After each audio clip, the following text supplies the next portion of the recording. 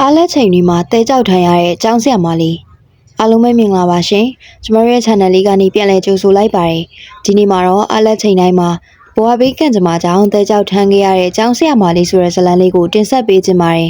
ကျမတို့ရဲ့ channel လေးကိုလည်း subscribe နှိပ်ပြီးတော့အားပေးခဲ့ကြပါအောင်နော်ကျောင်းခေါင်းလောင်းတန်တည်တင်းဆိုတာနဲ့ဖြူစင်တဲ့စာသင်ခန်းထဲမှာကလေးတွေကိုစိတ်နာအပြည့်နဲ့ပညာဒါနပြုနေတဲ့ကျောင်းဆရာမလေးနွဲ့နွဲ့အဖြူနဲ့အစိမ်းရောင်ဝတ်စုံလေးကိုတက်ရက်စွာဝတ်ဆင်ထားပြီးမျက်နှာထက်မှအပြုံးပန်းလေးတွင်စင်မြန်းထားပေမဲ့သူမရဲ့ရင်ထဲမှာတော့ပူလောင်မှုတောကောက်မီးတွေကတောက်လောင်နေခဲ့တာဘယ်သူမှမသိနိုင်ခဲ့ပါဘူး။ကျောင်းစိန်ခေါင်းလောင်းတန်ထွက်ပေါ်လာတဲ့အခါအခြားသူတွေအတွက်တော့အနားယူရမယ့်အချိန်ဖြစ်ပေမဲ့ဆရာမလေးနွယ်နွယ်အတွက်ကတော့ဘဝရဲ့တကယ်ရုန်းကန်ရမယ့်ဒုတိယမြောက်စစ်တလင်းစီကိုလှမ်းရမယ့်အချိန်ပါပဲ။လက်ထဲကခမီးခမီပြူလေးကိုချလွယ်အိတ်လေးကိုလွယ်ပြီးသူမအပြေးလွှာသွားရမယ့်နေရာကတော့တဲကွင်းနဲ့ကြောက်ကွင်းနေရှိရာမြေကမ်းနားစီတို့ဖြစ်ပါတယ်။လူတွေကတော့ပြောကြတာပေါ့။ကျောင်းဆရာမဆိုတာဂုံဒရက်ရှိရဲ့အလုပ်မျက်နှိုးစရာကောင်းတဲ့အလုပ်ပါတဲ့။ဒါပေမဲ့လက်တွေဘွားရဲ့ကုံစည်းနှုံနဲ့မိသားစုရဲ့ဝေဒနာတွေရှိမှောက်မှာတော့ဆရာမတယောက်ရဲ့လာစာဟာလာဝတ်တောင်မခံတဲ့ရေပွက်ပမာပါပဲ။ဘွဲရပညာတတ်ကျောင်းဆရာမလေးတယောက်ဟာအားလက်ချိန်တိုင်းမှာဘာကြောင့်ဒီလောက်ပင်ပန်းပြီးအင်ဒရီပြက်မဲ့တဲကြောက်ထမ်းတဲ့အလုပ်ကိုလုပ်နေရတာလဲဝါသနာပါလို့လား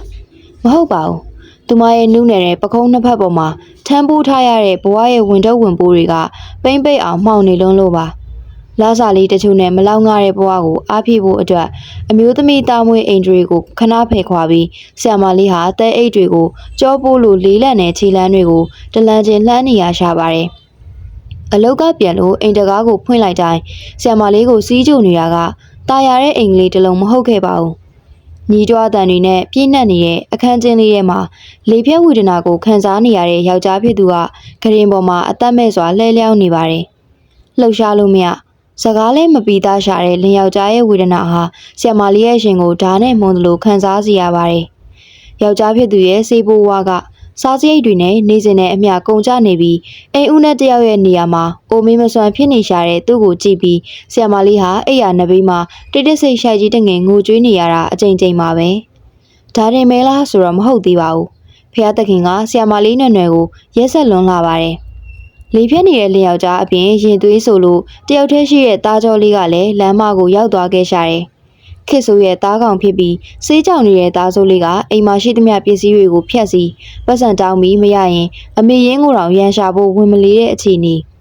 ကျောင်းမှာသူတစ်ပါးသားသမီးတွေကိုလိမ္မာရင်ကျေးအောင်စုံမပဲ့ပင်နေတဲ့ဆရာမလေးဟာမိမိရဲ့သားအရင်ကြမှာလမ်းမကနေပြန်ခေါ်မရပဲစေးတံကြောင်ယူသွတ်နေရကိုရင်ခွဲမတက်ကြည့်နေရရှာတယ်။သားအတွက်ပူရတဲ့တော့ကလင်းအတွက်ငူရတဲ့မျက်ရည်တွေကြားမှာဆရာမလေးရဲ့ဘဝဟာအသက်မဲ့နေတဲ့ရုပ်သရုပ်တစ်ခုလိုဖြစ်နေခဲ့ရပါတယ်။ဒါကြောင့်မို့လဲနေဘူးရှိန်ပြင်းပြင်းအောက်မှာနူးနေတဲ့ဆရာမလေးရဲ့လက်ချောင်းလေးတွေဟာကြောက်ခဲတွေကိုကောက်တဲအိတ်တွေကိုထမ်းပြီးကမ်းပါးရန်အတိုင်းဒရွတ်တိုက်ဆွဲတဲ့နေရပါတယ်။ပကုံးပေါ်ကတဲအိတ်တွေကပုံပဲလို့သွေးဆို့နေပေမဲ့နှလုံးသားတွေကခံစားရတဲ့နှာကျင်မှုတော့သူမှမမှုတော့ပါဘူး။ငါလဲကြလို့မဖြစ်ဘူး။ငါမှပြူစုရမယ်လင်းရဲ့ကဲတင်ရမယ့်သားရဲ့ရှိသေးတယ်။အဲဒီစိတ်တစ်ခုတည်းနဲ့ပဲလွတ်လပ်အားလက်ရက်တွေညနေခင်းတွေကိုတဲကြောက်ကွင်းထဲမှာပဲကုံဆုံးစီခဲ့ပါတယ်။အသားတွေညိုမဲခြေလက်တွေအကွဲကြောင်ထနေပေမဲ့မနှက်ဖြန်ကြောင်းတက်ရင်ကလေးတွေရှိမှအပြုံးမပြတ်စီဖို့မျက်ရည်တွေကိုအောင့်အီးရင်တဲအိတ်တွေကိုခါကောက်အောင်ထမ်းနေရရှာတဲ့ဆရာမလေးနွယ်နွယ်ရဲ့ဘဝခီးကတော့ဖြင့်ဘဝရဲ့မုံတိုင်းတွေကိုအန်တုရင်ဆရာမလေးနွယ်နွယ်တယောက်တဲကြောက်ထမ်းတဲ့အလုပ်ကိုတိတ်တိတ်ဆိတ်လုတ်ကင်လာခဲ့တာနှစ်အတော်ကြာခဲ့ပါပြီ။သူမမျှော်လင့်ထားတာကတော့ဒီပင်မဆင်းရဲမှုတွေကိုမျက်နှိုးရတဲ့စာသင်ခန်းလေးရဲ့အထိတဲဆောင်မလာပြီးဖို့ပါပဲ။ဒါပေမဲ့ဖုံးကွယ်ထားတဲ့လှုပ်ဝက်ချက်ဆိုတာရေပင်ပေါ်ကစီဆက်လိုပါပဲ။ကြာလာတော့လေအနာသက်တွေကရှန်ကျလာခဲ့ပါတယ်။ညနေခင်းတစ်ခုမှာကျောင်းသားမိဘတယောက်ကမိကန်နာစီဖြတ်သွားရင်းနဲ့ခါကောက်အောင်တဲအိတ်ထမ်းနေတဲ့ဆရာမလေးကိုမြင်သွားခဲ့ရကနေဆရာမလေးရဲ့လှုပ်ဝက်ချက်ဟာတဆင့်စကားတဆင့်နားနဲ့ကျောင်းတော်ကြီးစီကိုလေပြင်းမုန်တိုင်းလိုရိုက်ခတ်လို့လာပါတော့တယ်။တစ်ချိန်ကဆရာမလေးနွယ်နွယ်စာသင်ခန်းထဲကိုဝင်လာရင်အလူအရက်ဝိုင်းဝန်းနှုတ်ဆက်ကြတဲ့ကလေးတွေရဲ့အတန်ဟာတဖြည်းဖြည်းနဲ့တိတ်ဆိတ်လို့သွားခဲ့ပါပြီ။အပြစ်မဲ့တဲ့ကလေးငယ်တွေရဲ့မျက်ဝန်းမှာအရင်လိုကြည်လင်တဲ့လေးစားမှုတွေထက်လူကြီးတွေစီကကြားလာရတဲ့အတင်းအပြင်းစကားတွေကြောင့်တန်တရားနဲ့ဝေခွဲမရတဲ့အကြည့်တွေကသာအစားထိုးလို့လာခဲ့ပါတယ်။ငါတို့ဆီမှာအမေကန်းနာမှာတဲထန်းတဲ့အလောက်ကျန်းသမားတဲ့ကလေးတွေရဲ့တူတူတိတ်တိတ်စကားတန်တွေဟာဆရာမလေးရဲ့နှစီကိုမြားတစင်းလိုစူးဝင်သွားခဲ့ပါတယ်။ ဆရာမလေးနဲ့နွယ်ခမဲဖြူမြေဖြူလေးကိုကင်ထားတဲ့လက်တွေဟာတုံရီလို့နေပြီးနှလုံးသားတစ်ခုလုံးစားနေပတ်သလိုနာကျင်နေခဲ့ရရှာတယ်။အဝေးကလူတွေထက်ပိုပြီးရှင်နာရတာကတော့နေ့စဉ်လက်တွဲလောက်ကင်နေတဲ့လောက်ဖို့ကင်ဘက်ဆရာမအချင်းချင်းရဲ့အပြုအမူတွေပါပဲ။စူပေါင်းရုံးခန်းထဲမှာဆရာမလေးဝင်ထိုင်လိုက်တိုင်းအရင်ကလိုရေမောနှုတ်ဆက်ခြင်းမရှိတော့ပဲလေလူတစ်ခုလုံးအီးဆက်6ကတ်သွားတတ်ပါတယ်။သူမနောက်ွယ်မှာဆရာမကုံသိက္ခာကိုမငဲ့ဘူး။အောက်ချစ်သိန်းအလုပ်တွေလုပ်ပြီးသိက္ခာချရဲဆိုတဲ့ကရဲရှုပ်ချတန်တွေကပြန့်လွင့်လို့နေပါတယ်။လေးလေစာစားရင်လည်းသူမနဲ့တူမစားချင်ကြသလိုဘီနာမှာရောင်လို့တော့မကတ်ချင်ကြတော့ပါဘူး။လူလောကသဘာဝရဲ့အပြောဆိုအပေခံရမှုတန်တွေဟာနေကင်းဘက်နေပူချိန်အောက်မှာထမ်းရတဲ့ကြောက်ခဲတွေထက်အစာပေါင်းများစွာပိုပြီးလေးလံလွန်လှပါတယ်။ကျောင်းကအပြန်မြေကမ်းနားကိုရှောက်လာတဲ့လမ်းတစ်လျှောက်မှာဆရာမလေးရဲ့မျက်ရည်တွေဟာတားမြစီးမြစီးကြလာပါတော့တယ်။ဆရာမဆိုရဲမြင့်မြတ်တဲ့ခုံပုတ်ကိုသူမလည်းတန်ဖိုးထားကျင်တာပေါ့။တင်းတင်းတက်တက်နဲ့စပွဲခုံမှာထိုင်ကျင်တာပေါ့။ဒါပေမဲ့လေဖြတ်နေတဲ့ယောက်ျားရဲ့တောက်လျှောက်ဝယ်ရမယ်စေးဖို့နဲ့စေးတောင်ပြီးအိမ်ပြတ်နေတဲ့သားစိုးအတွက်တော့ကုန်ကြစိတ်တွေကိုအဲ့ဒီခုံ dress ဆိုတဲ့စကားလုံးကပြီးဆက်နိုင်လို့လား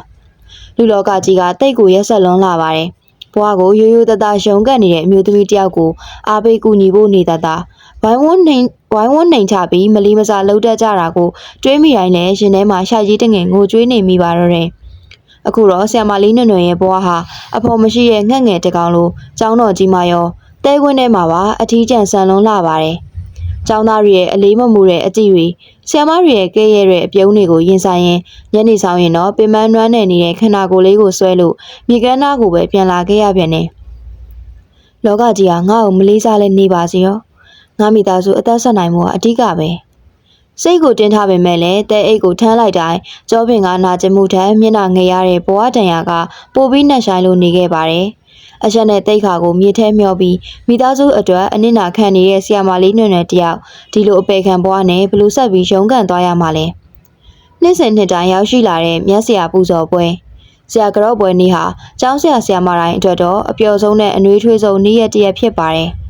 ဒါပေမဲ့ဆရာမလေးနွယ်အတွက်ကတော့အဲ့ဒီနေ့ရက်ဟာရှင်ဘတ်ထဲကိုလှန်တဲ့အချက်ပေါင်းများစွာအထိုးခံရမယ်နေ့ရက်တစ်ရက်ဖြစ်လာလိမ့်မယ်လို့ကြိုတင်မသိခဲ့ရှာပါဘူး။ကျောင်းတော်ကြီးတစ်ခုလုံးကြော့ပွဲအတွက်ပြင်ဆင်နေကြပြီးပန်းနန်းသာမွေတွေအလူငွေကောက်ခံတန်တွေနဲ့စီကားနေပေမဲ့ဆရာမလေးရဲ့ပတ်လည်မှာတော့လေတူးဟာတိတ်ဆိတ်အေးဆက်လို့နေပါတယ်။သူမရဲ့အနာကိုဘယ်သူမှမကတ်ကြသလိုပွဲအတွက်တိုင်ပင်စရာရှိရင်လည်းသူမကိုဖယ်ထုတ်ထားကြတာဟာဆရာမလေးရဲ့ရှင်ကိုပထမဆုံးအကြိမ်ဒဏ်ရာရစေခဲ့တာပါဆရာကြော့ပွဲအခမ်းအနားစတင်တဲ့အချိန်မှာတော့ကျောင်းဆရာမအားလုံးစင်မြင့်ထက်ကကြော့ခံခုံတန်းလျားတွေမှာတန်းစီပြီးထိုင်ကြရပါတယ်ဆရာမလေးနွယ်တယောက်ကြော့ခံမှုခုံတန်းမှာဝင်ထိုင်လိုက်တဲ့အချိန်မှာပဲဘီနာကဆရာမတွေရဲ့မျက်နှာပြတ်သွားမှုဟာရှင်းရှင်းရှားရှားကြီးကိုဖြစ်သွားခဲ့ပါတယ်တဲကြောက်ထန်းနဲ့အလုတ်ကျန်းသမားနဲ့တရန်းနဲ့မထိုင်ခြင်းဘူးဆိုတဲ့သဘောနဲ့ဘီနာကဆရာမတွေဟာအင်ကြီးချင်းတောင်မထိကျင်သလိုအဝတ်စားတွေကိုတင်ကြုံပြီးဘေးကိုတိုးကပ်သွားကြပါတယ်ခုံတန်းလျားအလယ်မှာဆရာမလေးနွယ်တယောက်တည်းဘီပညာဟာလာဟင်းလေးနဲ့တေးကြအပေခံကြီးဖြစ်ပြီးကြံခဲ့ရရှာတယ်လူပရိသတ်အလယ်မှာတီးတီးတသားကြီးရှောင်းဖယ်ခြင်းခံလိုက်ရတဲ့အခိုက်အတန့်ဟာမိခဲကိုလက်နဲ့ဆုပ်ကန်ရသလိုရှင်ထဲမှာပူလောင်သွားစေခဲ့ပါတယ်အဆိုးဆုံးကတော့ကလေးတွေကြောကြတဲ့အချိန်မှာပဲကျောင်းသားကျောင်းသူလေးတွေဟာမိမိတို့ချစ်မြတ်နိုးတဲ့ဆရာမတွေရဲ့လက်ကိုကြော့ပန်းတွေလက်ဆောင်ပစ္စည်းတွေကိုအလူရက်ကမ်းလှမ်းပြီးဂါရဝပြုတ်နေကြပါတယ်အခြားခုံကဆရာမတွေရဲ့လက်ထဲမှာပန်းစည်းတွေလက်ဆောင်တွေနဲ့ပြည့်နှက်နေပေမဲ့ဆရာမလေးနွယ်ရဲ့လက်နှစ်ဖက်ကတော့ဗလာနဲ့ထိဖြစ်နေခဲ့ရှာတယ်လူကြီးတွေရဲ့အတင်းဖြင့်စကားတွေကြောင့်ဆ iam မလေးပေါ်အထင်မြင်သေးသွားကြတဲ့ကလေးတွေဟာဆ iam မလေးရဲ့ခုံရှိကိုဖျက်သွားရုံကလွဲလို့ဘယ်သူမှဦးချကြော့ခြင်းမရှိကြတော့ပါဘူး။တစ်ချိန်ကသူမကိုအလွန်ချစ်ပါရဲ့ဆိုတဲ့တပည့်လေးတွေရဲ့ကြောခိုင်းသွားမှုကိုကြည့်ရင်ဆ iam မလေးရဲ့မျက်ဝန်းအိမ်မှာမျက်ရည်အဝိုင်းသားနဲ့နှလုံးသားတစ်ခုလုံးစုပ်ပြဲခံလိုက်ရသလိုခံစားလိုက်ရပါတော့တယ်။အခမ်းအနားပြီးလို့အားလုံးပျော်ရွှင်ရဲမောပြီးတပ်ပုံရိုက်နေကြတဲ့ချိန်မှာတော့ဆ iam မလေးနွယ်ကចောင်းသားတွေနဲ့လှုပ်ဖော်ကင်ဘတ်တွေရဲ့အကြည့်တန်ကိုမခံနိုင်တော့ပဲចောင်းရဲ့လူသူမရှိတဲ့အမှောင်ရိပ်တစ်ခုစီကိုအပြေးလောထွက်ခွာလာခဲ့ပါတော့တယ်။တကူတော်ငိုရှိုက်တန်တွေဟာစာသင်ခန်းအကွယ်မှာတိုးတိုးတိတ်တိတ်ထွက်ပေါ်လို့နေပါတယ်။ငါမှဘာပြစ်လို့မိလို့လဲ။ငါခိုးဆိုးလူနိုင်နေရလဲမဟုတ်ဘူး။ငါမိသားစုအတွက်ရိုးရိုးသားသားလောက်ကင်စားတော့နေတာ။ဘာလို့ဒီလောက်တောင်ရှုံချကြတာလဲ။ရှင်ဘက်ကိုထူပြီးမိကွန်းထုတ်နေမိပါတယ်။ကဘာပေါ်မှာအမြင့်မြတ်ဆုံးလို့သတ်မှတ်ထားတဲ့ဆရာကြော်ပွဲနေ့ဟာဆ iam မလေးနွယ်အတွက်တော့ဘဝမှာအရှက်ရဆုံးအားငယ်ရဆုံးနေ့တစ်နေ့အဖြစ်သမိုင်းတွင်သွားခဲ့ရရှာပါပြီ။ ကျောင်းကအပြန်မြေကမ်းသားကိုရောက်တဲ့အထိဆရာမလေးရဲ့ပါပင်ပေါ်ကမျက်ရည်တွေဟာမချောက်သွေးနိုင်တော့ပါဘူး။ဆရာမဝတ်စုံလေးကိုလဲလှယ်အလုတ်ကျန်းဝတ်စုံကိုဝတ်ပြီးတဲအိတ်တွေကိုထမ်းလိုက်တဲ့အချိန်မှာတော့ထူးဆန်းစွာပဲပခုံးပေါ်ကတဲအိတ်ကကျောင်းမခံခဲ့ရတဲ့အမုန်းတန်တွေထပ်ပေါ်ပါနေသလိုခံစားရပြန်တယ်။လောကကြီးကတတ်မှတ်တဲ့ဂုံဒရက်ဆိုတာဘိုင်းမစားတဲ့သူတွေအတွက်ပဲအသုံးဝင်တာပါ။လေဖြတ်နေတဲ့ယောက်ျားရဲ့ဆေးရက်မပြတ်ဖို့နဲ့ဆေးကြောင်နေတဲ့သားစိုးအတွက်ကာကွယ်ဖို့ဆိုရင်ဒီတဲအိတ်တွေကြောက်ခဲတွေကိုဖတ်တွယ်ထားရမှာပါ။မျက်ရည်တွေနဲ့တဲပွင့်တွေရောပြနေတဲ့မျက်နှာလေးကိုလက်ဖမိုးနဲ့တုပ်ရင်ဆီယမလေးနွယ်နွယ်ဟာနောက်ထပ်လေးလံတဲ့တဲအိတ်တအိတ်ကိုကြောဖို့ပိုးလို့မုံတိုင်းထန်တဲ့ဘဝလန်းကိုဆက်လျှောက်ဖို့ခြေလမ်းပြင်လိုက်ပါတော့တယ်။ကျောင်းကအပေကန်တဲခွင်းကအလုတ်ကျန်းနဲ့စိတ်ရောကိုယ်ပါပင်မနှမ်းနေနေတဲ့ဆီယမလေးနွယ်နွယ်တယောက်နောက်ဆုံးတော့ခန္ဓာကိုယ်ကကြောက်မခံနိုင်တော့ပဲဖျားနာခြင်းဝေဒနာကိုပြင်းထန်စွာခံစားလာရပါတော့တယ်။အဖျားသွေးတွေတက်ပြီးတကူလုံးမီးလို့ပူနေပေမဲ့လည်းသူမမှနားခိုခွင့်မရခဲ့ပါဘူး။မနက်ခင်းမှာအဖျားဘက်လေးထုတ်ပြီးနှစ်ဖူးပေါ်တင်မျက်ရည်လေးဆန်းရင်ထမင်းအိုးတရရှာတယ်။သူမလဲကျသွားရင်ဂရင်ဘော်ကလေဖြတ်နေတဲ့လျှောက်ကြကိုဘသူကစံပြုတ်တိုက်မလဲ။ဆေးကြောင်နေတဲ့သားစိုးကိုဘသူကထမင်းကျွေးမှလဲ။မိမိကိုတနာဖို့တောင်အချိန်မရှိရဲ့ဆရာမလေးဟာအဖျားတန်ကြောင်တုံရီနေတဲ့ခြေလမ်းတွေနဲ့ပဲအိမ်မှုကိစ္စတွေကိုတကူရဲလုံပတ်နေရရှာပါတယ်။တညမှာတော့အချိန်တွေဟာပိုပြီးဆိုးရွားလာခဲ့တယ်။ဆေးကြောင်မီအသီးစိတ်လွတ်နေတဲ့သားစိုးလေးဟာပတ်စံတောင်းမရလို့ဆိုပြီးအိမ်ကဆရာမလေးသွေးနဲ့ချွေးနဲ့ရုံးကန်ရှာဖွေထားတဲ့ဆန်အိုးကိုကန်ရေအိုးတွေကိုရိုက်ခွဲပစ်ပါတော့တယ်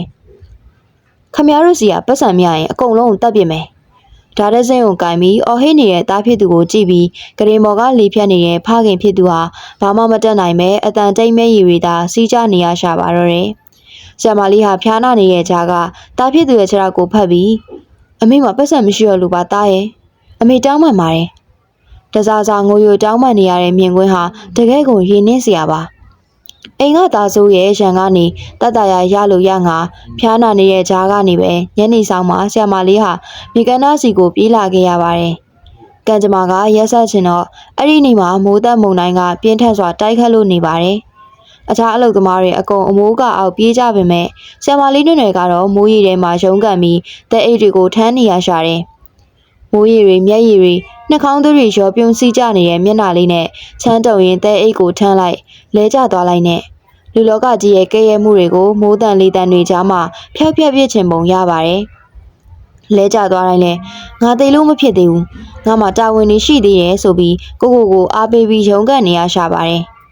မိုးရဲရေထဲမှာအလုံးလုံးခဲ့ရတာကြောင့်နောက်တစ်နေ့ကျောင်းတက်တဲ့အခါဆရာမလေးရဲ့အဖျားဟာပိုပြီးတော့ပြင်းထန်လာခဲ့ပါတယ်။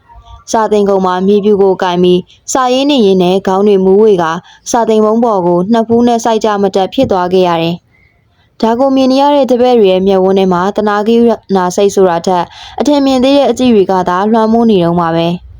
စာသင်ခန်းအပြင်ဘက်ကဖြတ်သွားတဲ့အခြားဆရာမတွေကလည်းဝိုင်းကူဖို့နေတတာဖျားတာတော့အနားမိဘူးပတ်စံမလိုက်တာဆိုပြီးရဲဆောင်စကားဆိုသွားကြပါတယ်။မိမိအသက်ထက်မြန်လို့ရတဲ့တပည့်လေးတွေရှိမှမျက်နှာငယ်ငယ်နဲ့စာသင်ပြနေရတဲ့ဆရာမလေးဟာလောင်ကျွမ်းနေတဲ့ဖျောင်းနိုင်တိုင်းလိုတဖြည်းဖြည်းနဲ့ခြေဖြတ်လို့နေခဲ့ပါပြီ။ကျောင်းဆင်းလို့ပင်မနှွမ်းနေစွာနဲ့အိမ်ကိုပြန်ရောက်လာတဲ့အချိန်မှာတော့ဆရာမလေးနွယ်နွယ်ကိုစီးကျုပ်နေရကနောက်ထပ်ရင်ကွဲမတက်သတင်းဆိုးကြီးတစ်ခုပါပဲ။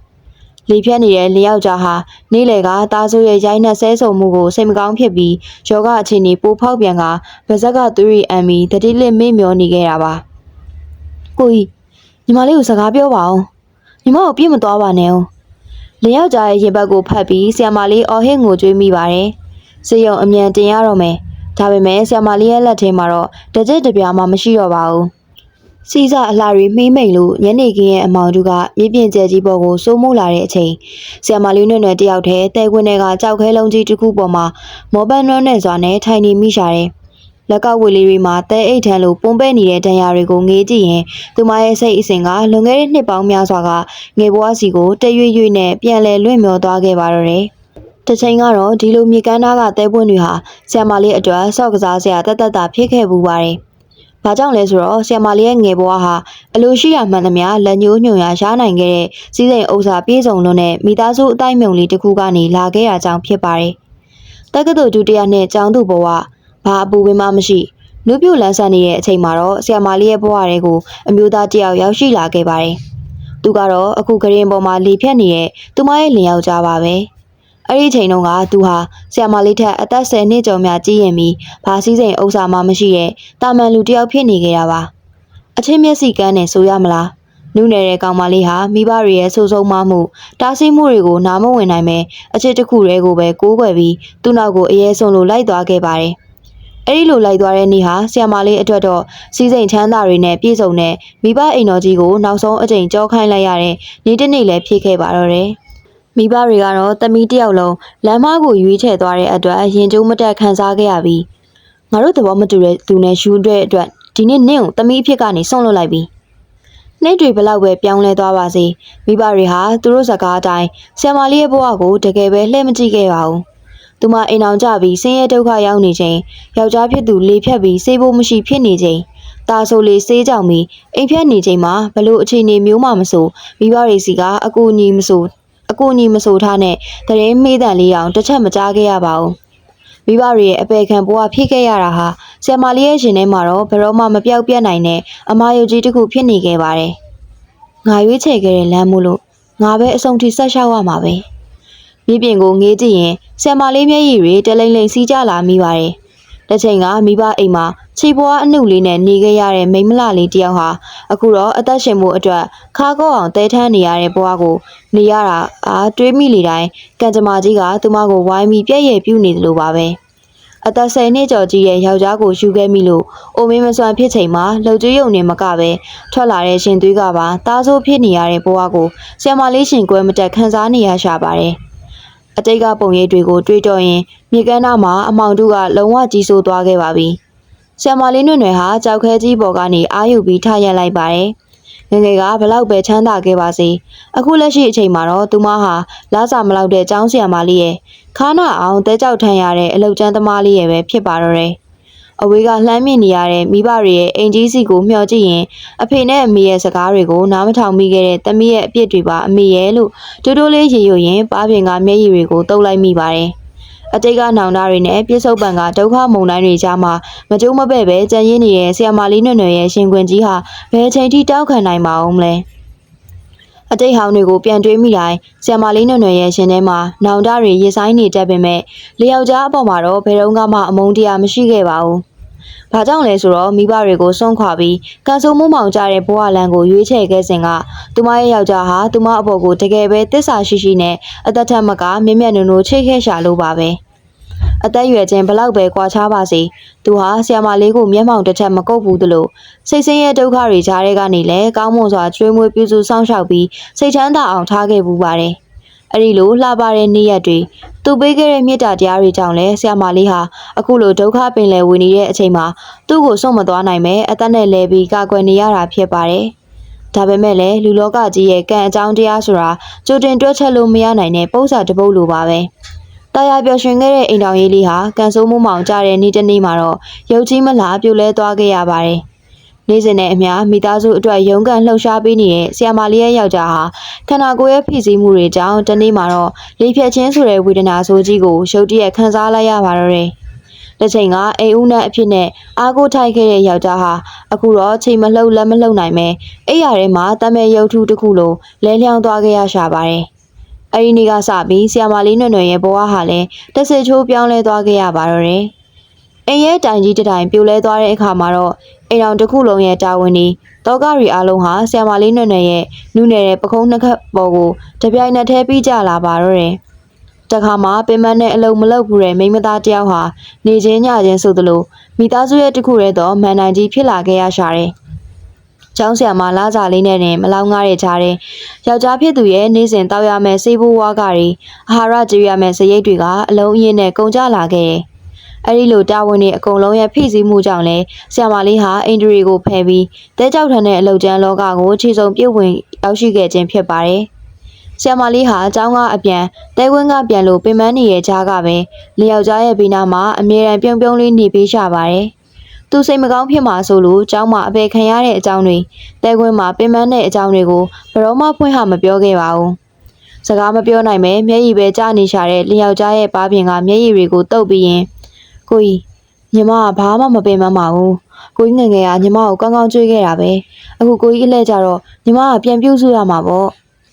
ဖြောင်ပြပြောဆိုနေတဲ့ဆီယမာလေးရဲ့စကားသံတွေဟာနားထောင်သူတိုင်းကိုရှင်နှင်းစီလာအောင်တနာစရာကောင်းလာပါတယ်။အခုတော့ဆီယမာလေးနွယ်ရဲ့ပခုံးပေါ်မှာထမ်းပိုးထားရတာဟာမြေကမ်းသားကတဲအိတ်တွေကြောက်ခဲတွေတင်မဟုတ်တော့ပါဘူး။တစ်ချိန်ကမိမိကိုအစွမ်းကုန်ချစ်ခဲ့ဘူးတဲ့လျောက်ကြားရဲ့အသက်ရဲ့တအိမ်လုံးရဲ့ဝမ်းရည်ဆိုတဲ့လေးလံလွန်လာတဲ့ဘဝရဲ့တာဝန်ဝတ္တရားကြီးကိုထမ်းပိုးထားရတာဖြစ်ပါတယ်။လူတွေကဘလောက်ပဲကဲ့ရဲ့ပါစေကျောင်းသားတွေကဘလောက်ပဲမလေးမစားလုပ်ပါစေတစ်ချိန်ကမိမိပေါ်ကောင်းခဲ့ဘူးတဲ့လင်ယောက်ျားရဲ့မေတ္တာတရားကိုအောက်မေ့ရင်းနဲ့ဆရာမလေးဟာအန်ကိုကြိတ်ရင်အာတင်ထားစေပါဒါပေမဲ့လေဖြတ်နေတဲ့ယောက်ျားရဲ့ဝေဒနာနဲ့ဆေးကြောက်နေတဲ့သားဆိုးရဲ့တောင်းချမ်းမှုတွေကြားမှာတဲကြောက်ထမ်းရတဲ့ဆရာမလေးနွယ်ရဲ့ဘဝခီကတော့ဖြင့်ရှေ့ဆက်ပြီးဘလို့မုံတိုင်းတွေထပ်တိုးရအောင်ပါလ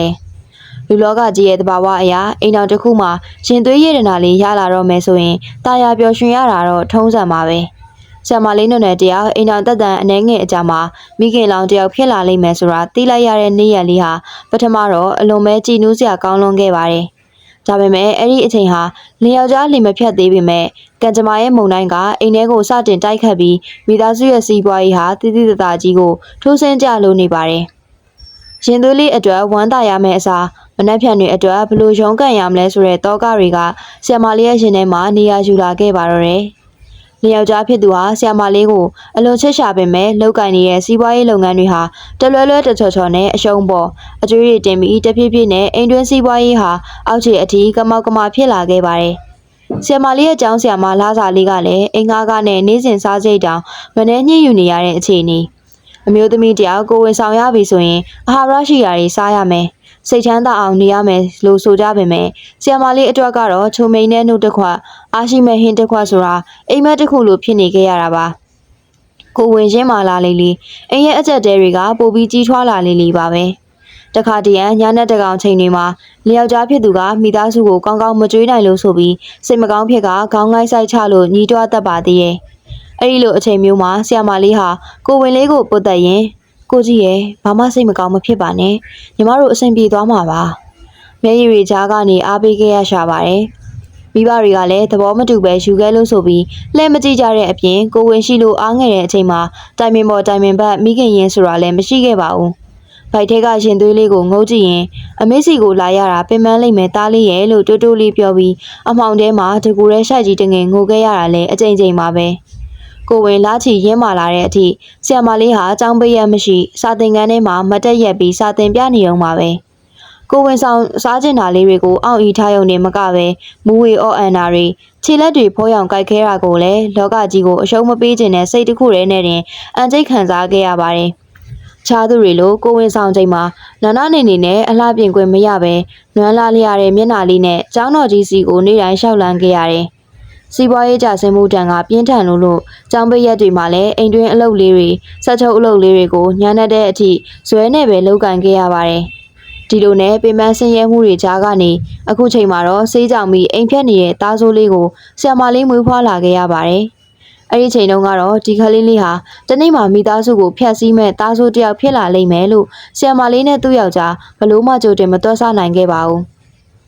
ကိုဝင်ဆောင်ချိန်ကလေးကစတင်ခဲ့တဲ့စီးပွားပြက်ကတ်ဟာခလေးမွေးပြီးတဲ့အချိန်ထိမတက်တာခဲ့ပဲနောက်ပိုင်းမှာလျောက်ကြားပါလေဖြက်လဲကျသွားတဲ့အထိကံကြမ္မာကရက်ဆက်ခဲ့တာပါအတိတ်ကကိုဝင်ဆောင်ဘဝရဲ့ဆင်းရဲဒုက္ခတွေကိုပြန်တွေးရင်အခုလက်ရှိတဲခွင်းထဲမှာထိုင်နေတဲ့ဆီယမလေးနွယ်ရဲ့မျက်ဝန်းတွေဟာပို့ပြီးတော့မှိမ့်မိန်လိုလာခဲ့ပါတယ်မိခင်တယောက်ရဲ့စေတနာဆီယမတယောက်ရဲ့တုံတင်မှုတွေနဲ့အစွမ်းကုန်ပြိုးထောင်ပေးခဲ့ပေမဲ့ဆီယမလေးရဲ့သားငယ်လေးဟာမွေးရပါဗီဇနဲ့ဆရာကြီးဆိုတွေကကတ္တရာစီလိုခိုင်မာလွန်းလာပါတယ်ငယ်စဉ်ကလေးကအလိုမကျရင်အော်ဟစ်တောင်းကြတက်ပြီးအရွယ်ရောက်လာတဲ့အထိဘလို့မှပြုပြင်လို့မရတဲ့စိုးသွမ်းမှုတွေကတိုးပွားလာခဲ့ပါတယ်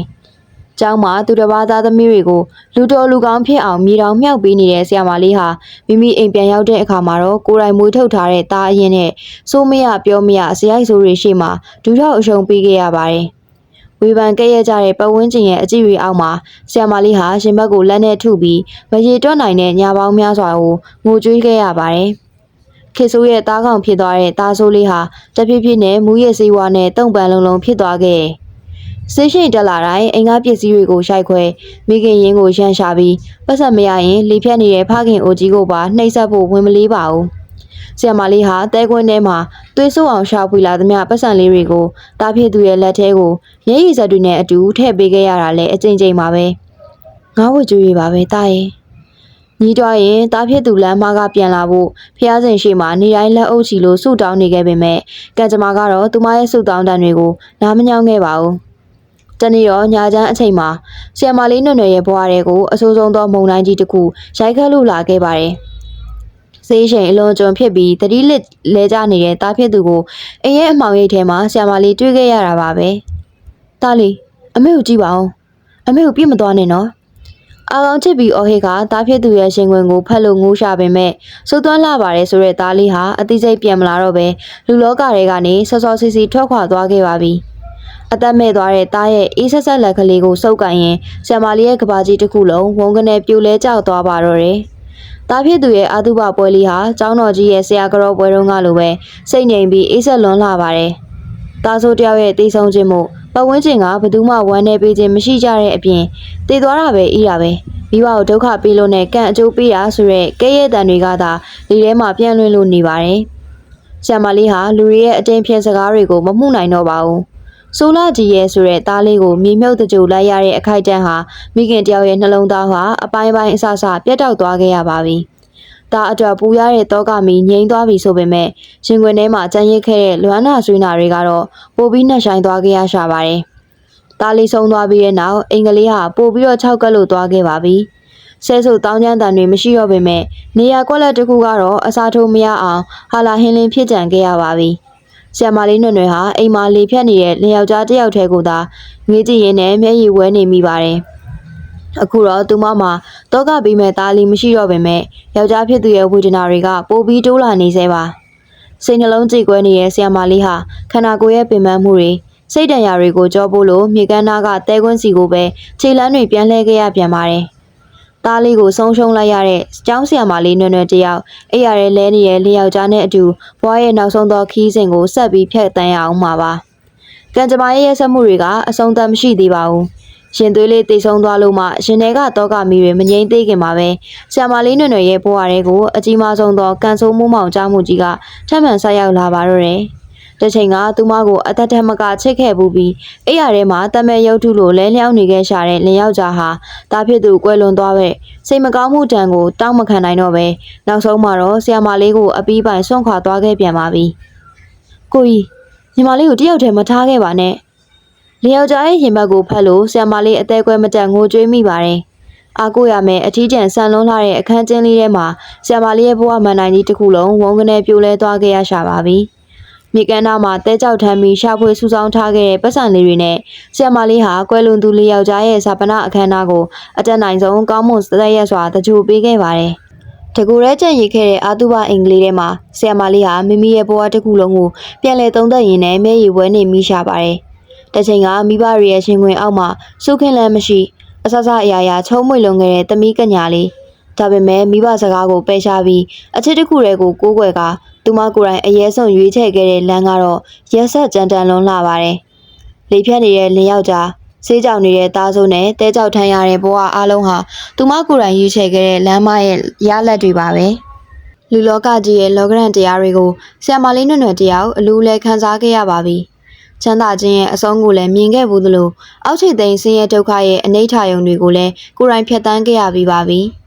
ကျောင်းသားတွေရဲ့စွန့်ပယ်မှုလုံးဖို့ကိုင်ဘတ်တွေရဲ့ရှောင်ဖွယ်မှုတွေကြားမှာလောကကြီးပေါ်တွေ့တာစရာတန်ရောစင်ကြိုးတွေအားလုံးဟာလည်းတစားစီပြတ်တောက်သွားခဲ့ပါပြီ။သားလေးလည်းမရှိတော့ဘူး။လင်ယောက်ျားလည်းမရှိတော့ဘူး။အင်္ဂလိပ်ဟာ၆ကလူနေတယ်လို့ဆရာမလေးရဲ့နှလုံးသားဟာလည်းလုံးဝအုပ်တုံအေးဆက်တိတ်ဆိတ်သွားခဲ့ပါပြီ။လောကကြီးမှာမြေးတာဘာမှမရှိပါလားဆိုတဲ့တန်ဝေကတရားတွေဟာဆရာမလေးရဲ့ရှင်ထဲမှာအတိုင်းထက်အလွန်ထင်ရှားလို့လာခဲ့ပါတယ်။တနေ့မှာတော့ဆရာမလေးနွယ်နွယ်ဟာကျောင်းဆရာမအလုပ်ကိုရောမြေကမ်းနားကတဲကြောက်ထန်းတဲ့အလုပ်ကိုပါအပီးပိုင်ဆွန့်လွတ်လိုက်ပါတော့တယ်။ပစ္စည်းဥစ္စာတွေတန်ရောစင်တွေအကုန်လုံးကိုခြံထားခဲ့ပြီးသဒနာပေါင်တွေကိုခရုံးတုံဖန်ခိုင်းအောင်ဝတ်တော်ကိုဆင်မြန်းပြီးအပီးပိုင်ဝင်ရောက်သွားခဲ့တာပါ။ဆရာမလေးနွယ်နွယ်မဟုတ်တော့ပါဘူး။တရားရိပ်မှာခိုလုံကွင်းရသွားတဲ့တီလာရှင်ဆရာကြီးတစ်ပါးဖြစ်သွားခဲ့ပါပြီ။အဖြူနဲ့အစိမ်းရောင်ဝတ်စုံလေးကိုဝတ်ဆင်ထားစဉ်ကမုန်တိုင်းထိုင်ခဲ့တဲ့မျက်နှာလေးဟာအခုသာသနာရိပ်သာရဲ့စိတ်ငြိမ်အေးချမ်းတဲ့အောက်မှာတော့ထူးဆန်းစွာပဲကြည်လင်ဝန်းပါလို့နေပါတယ်။ နေ့စဉ်နဲ့အမျှဖျားတရားဝိပဿနာအလုပ်တွေကိုပဲစောက်ချလုပ်ကင်ရင်ရှင်ထဲကတော့ကမိတော့တွေကိုတရားရည်အေးနဲ့ငြိမ့်သက်နိုင်ခဲ့ပါတယ်။ပင်မဆင်းရဲမှုတွေမျက်ရည်တွေနဲ့ပြည့်နှက်နေတဲ့ဘဝခီးစဉ်ဟာနောက်ဆုံးတော့မြတ်စွာဘုရားရှင်ရဲ့တရားတော်ရိပ်အောက်မှာအေးချမ်းစွာနဲ့ပဲညီကုန်းချုပ်သွားခဲ့ရပါတယ်။တစ်ချိန်ကတဲကြောက်ထမ်းခဲ့ရတဲ့နူးနယ်တဲ့လက်ချောင်းလေးတွေဟာအခုတော့ပရိစိတ်ရင်တရားမှတ်ရင်နဲ့ငြိမ်းချမ်းမှုကိုရှာဖွေတွေ့ရှိသွားခဲ့ပါပြီ။လူလောကရဲ့ကဲ့ရဲ့ရှုံချမှုတွေဆင်းရဲဒုက္ခတွေကနေကင်းဝေးပြီးတန်တရားဝဆင်းရဲကလွတ်မြောက်ရာလမ်းစီသို့ဖြောင်ဖြောင်တန်တန်ရှောက်လန်းသွားနိုင်တဲ့ဆရာမလေးနွယ်နွယ်သူမဟုတ်သာသနာ့ရိပ်ကဆရာကြီးရဲ့ဘဝဆက်ကြောင်းတွေကတော့ဖြင့်နားဆင်သူတိုင်းအတွက်တာဝန်ကတရားတွေနဲ့ငြိမ်းချမ်းစွာပြီးဆုံးသွားခဲ့ပါတော့တယ်။ဇလန်းလေးကိုအဆုံးထိနားဆင်ပေးခဲ့ကြတဲ့တူတယောက်ချင်းစီတိုင်းကိုကျေးဇူးများတင်ပါတယ်ရှင်။နောက်ထပ်ဇလန်းကောင်းလေးတွေကိုအမြင်ပြတ်နားဆင်နိုင်ဖို့အတွက်ကျမတို့ရဲ့ channel လေးကိုလည်း subscribe နှိပ်ပြီးတော့အားပေးခဲ့ကြပါဦးနော်။တာယာလှပတဲ့နေ့ရက်လေးတွေကိုပိုင်ဆိုင်နိုင်ကြပါစေရှင်။